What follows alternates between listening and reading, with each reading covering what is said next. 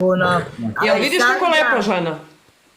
Da. Aleksandra, Molim te, Marija. Aleksandra! jel zove Filip, jel dolazi, jel viđa dete, jel šalje novac, jel kupuje haljinice, sandalice? Pa, iskreno da vam kažem, teta Marija, pozove, pita za dete, nije bio skoro, ali pozove, pita, sve je okej, sve je u najboljem redu. Sve je u najboljem redu. A kod vas, kakva je situacija? Jer si se kod nas, pa znaš da je otac. Pa znam, nego je Ljusi, tako mu treba. Kad mu treba. Kad treba da napiše u mediji, onda pozove i pita. I kaže da je bio da vidi dete. Da. Znaš šta mene zanima? Filip ga je mnogo kritikovao.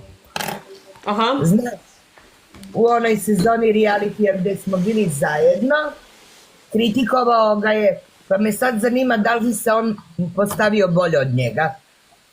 Pa, Da li si ti, čekaj, Aleksandra, kad si ostala trudna i kad si živela sa njim, jesi ti mislila da će on da se promeni i da će da ostane sa tobom do kraja ili si znala kakav je on i da će to da bude kratkog veka? pa ja, Marija, izbegavam da pričam o tome iskreno ovde na TikToku.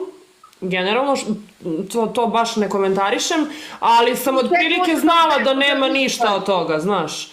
Otprilike sam znala zato što prosto neke stvari koje su se dogodile, to je nemoguće da opstane i to je i očekivano, znaš. Tako da što se mene tiče, ja o njemu mislim sve najlepše.